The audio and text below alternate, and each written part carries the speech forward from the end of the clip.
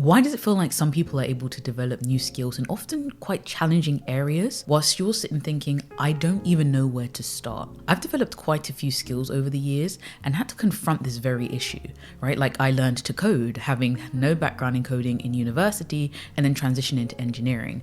I learned to paint and oil painting, despite the fact that I'd always thought I wasn't really an artistic person. I have learned how to powerlift, deadlift and squatting double my body weight, and even becoming a certified fitness coach. And of course, what I do here, video creation. I went from not knowing how to record, edit, make thumbnails for videos into where I am today. All of these were at some point a daunting skill to learn and pick up. But what I did learn is that it's not about raw talent or this innate natural ability in these arenas. What it is about developing systems for learning and acquiring new skills and being disciplined enough to follow through with the system. And that's what I want to share today. My framework for acquiring new skills faster than you think. I'm going to share the 4 simple but effective stages that I use to go from beginner to competency and proficiency in a skill. And towards the end, I'll share some information that helps with personalizing this framework to you and the way that you work best. So let's just get into it. Now, before we get into the stages, I actually want to introduce the blind spot matrix, because this is how we're going to consider moving through the skill development stages. Now, this is a way of conceptualizing your knowledge, the information you have and what you can apply. The first box is known knowns. These are things that I'm both aware of and I know how to do. For example, I might know that if I want to record a video, then I need to be able to press record on a camera, right, and capture the footage. I'm aware of it, and I know how to press record on my camera, right? Very simple. The next one is known unknowns. So this is when I'm aware of something, but I don't yet know how to do it. For example, with content creation, I might know that editing is something that I need to do. I'm aware of it, but I don't know how to. I don't have the skill yet, right? I haven't developed it. I don't know what tools to use and so forth. So I'm aware, but I don't know how to do it yet. Then there's the third box, which we won't spend too much time on in this video, but just for the sake of completion, this is unknown knowns. These are things that you're kind of unaware that you actually know. You've probably picked it up passively, or it's like basically living in your subconscious mind and you haven't yet pulled it out. So you actually have picked up that information, you know how to do it, you're just not aware of it. It's not really at the forefront of your mind. And the final one, which is the one that we're really kind of working towards unpacking throughout this process, is unknown unknowns. What does that mean? This is basically things that I don't even know that I don't know yet. I'm both unaware of their existence or that I need to know them for this skill. And of course, I don't know how to do it. It's almost like Pandora's box of skills. Like I don't even know what is in that category yet. Now, the reason I introduce this before we go through the stages is because everything that we are trying to do is effectively take us from that unknown state, right? That space of darkness, the blind spot, into known unknowns where we're at least aware, right? Even if we don't know it yet, we're aware of what we need to learn, what we need to develop, what we need to do to progress, into eventually known knowns, right? Where now we're aware and we know what to do. The skill is being developed, it is being progressed, and we're able to actualize it. So now let's move on to stage 1, which is about identifying your knowledge gap. Effectively, the first stages of awareness. You've decided that there's a skill that you want to develop: coding, painting, video creation, whatever it is, right? But you don't know what to do. You don't know what step you take first, because we're really right now in unknown territory. So our primary concern at this point is how can we get the information needed to take the first few steps, right? The minimum viable information, if you would like. And there are multiple ways to get there, but the first and most obvious is to seek out information from credible sources, right? Or experts in that particular field. And this can be paid or free. For example, it might look like going to somebody on YouTube who you know speaks about this and has expertise in the particular area, or you've seen their work, right? And you can potentially use the structures and the information that they put out for free to get an understanding of some of the things and the steps it's going to take to develop this skill. An example for me in this early stage is when I started talking to a Olympic powerlifter. There was one at my gym, and actually she was the reason I became aware of powerlifting as a whole. I saw her lifting 200 kilos and was like, what's going on here? Like, what's happening? And so I went to her to start to seek out information on this particular sport, this particular skill. I didn't know where to start. I could just start putting weights on and pulling. I knew enough to know that that was probably dangerous. So I had to seek out expert advice in order to start identifying the gap. Like, what is it at present that I don't know about this skill? And she was able to provide me with a lot of information that allowed me to get started. A slightly different example was when I was learning to paint. When I had identified that, oil painting and painting was something that I wanted to develop, a skill that I wanted to pursue, I went to YouTube. So this wasn't directly an expert in front of me, but this was me seeking out individuals who actually I believed had the information that I needed at that point. And that's actually when I ran into a paint coach online who was fantastic, but that's besides the point of this video. I used the online resources. And that's slightly different to how I identified my knowledge gap when it came to coding, because I actually used a piece of software or this platform in order to introduce me to some of these new ideas and effectively explain to me what was going on, what programming languages were, and how to get started again. Another way that you can start to identify that knowledge gap is obviously using things like ChatGPT, right? That's something that we haven't always had, but now we can leverage in our skill building process. Because if we say that I'm quite interested in learning how to draw figures, well, now I can go to ChatGPT, explain that I am a complete beginner, or I can say that I have some background in this or that. What is it that I need to know to get started? Like, what are the basics of this particular skill that I should know in order to move forward and progress and build out a curriculum of learning? So we can actually leverage AI to build out that early curriculum and feed us the information that we need to start to make visible what was previously hidden in that unknown unknowns and bring it to the known unknowns. Now, both the good and the bad thing about this is we have so many resources that we can access, from books to videos to online courses to chat. There's so much that we can do that it's important though that you remember this is about the minimum viable information. We don't really want to get stuck here and stop ourselves moving forward into the actual next stage, which is when the skill and the knowledge acquisition starts to go a level deeper. One tip I do have here is when you are building out this awareness, identifying your knowledge gap, it can be really useful to track the resources that you are collecting and almost summarize some of them so that you have a more systematic approach to this identifying your knowledge gap step, this awareness step. You can use something like as simple as Excel or something like Notion, just a simple table where you probably have, some sort of title just to identify what the source is, then maybe a link to it, and then really a short summary so that you know, okay, if I want to tap back into this, right, I know where the resource is, I know what that particular one is getting at, and it can save a lot of time, especially because this process is quite a lot of back and forth. So stage 2 is all about theory.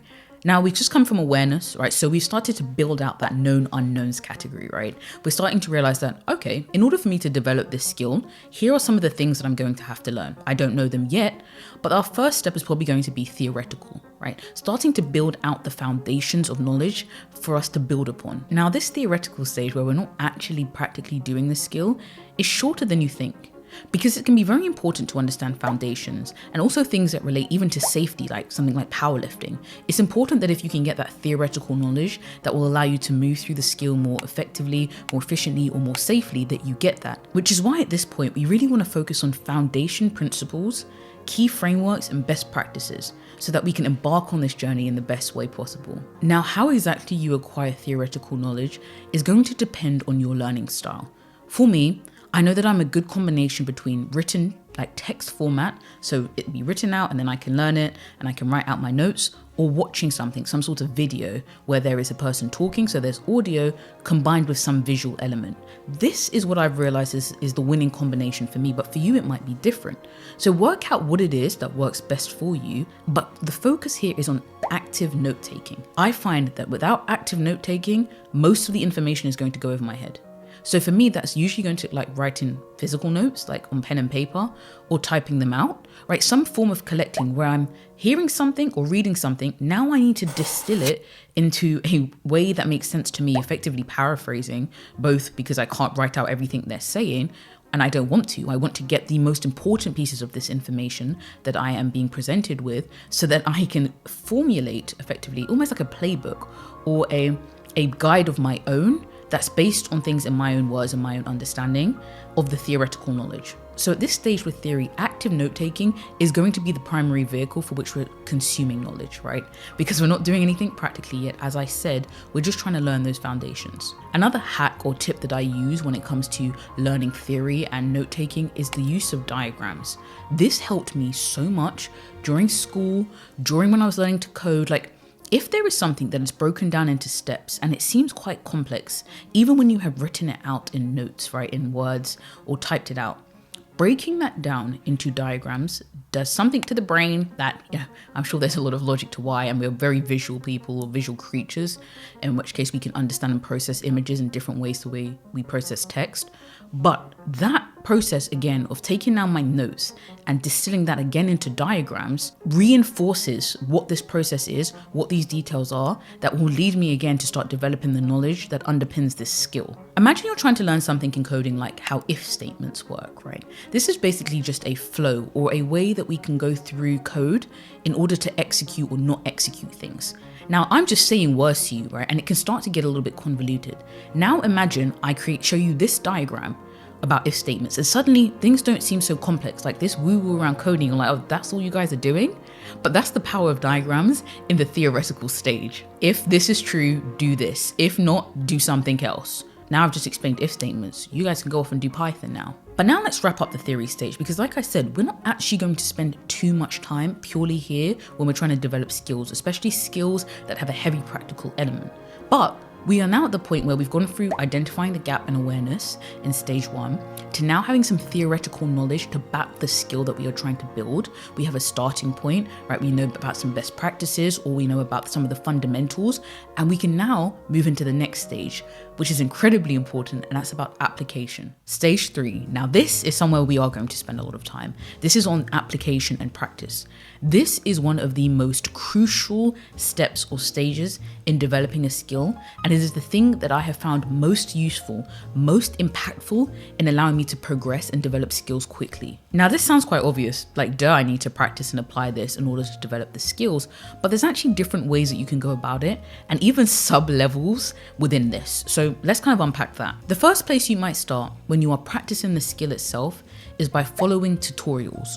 Very, very clearly defined how-tos, which they might actually show you like the code that you write and then you just copy and paste it, or they show you like exactly the brush stroke and then you just copy it. Now these can be good at the start for one, reinforcing that theoretical knowledge that you just acquired, but also through giving you some sort of confidence in the fact that, okay, like I can get some sort of output by following these steps, right? And that can be quite important when you are overwhelmed at the start with developing a skill. These tutorials may also reveal to you some more unknown unknowns, right? As you are watching an expert go through things, you're like, oh, I didn't know about that thing. Now let's move it into known unknowns and let's practice so that we can move it into known knowns, right? We actually have the skill and ability. But as much as it has pros, at the end of the day, we're just copying someone, right? I don't yet have proof that I could do this step by step on my own, or that I even know the right questions to ask when I am out and I am applying this skill on my own, which is why you don't want to get stuck in what we call tutorial hell. It's a big thing in tech and coding where people can end up just following tutorials for months. And you get that good feeling, like I said, that confidence of being able to develop something, but you aren't really intaking the skills, especially if you haven't also been trying these things on your own, which leads us into the next way that you will apply and develop these skills in practice, which is around building projects that are your own, that you have a stake and an interest in and have defined the outcome. Now, if you want to move fast and you want to enjoy the process, you have to tap into this here. Because what am I actually saying? Let's take the coding example and then I'll use another one, but say I want to learn Python.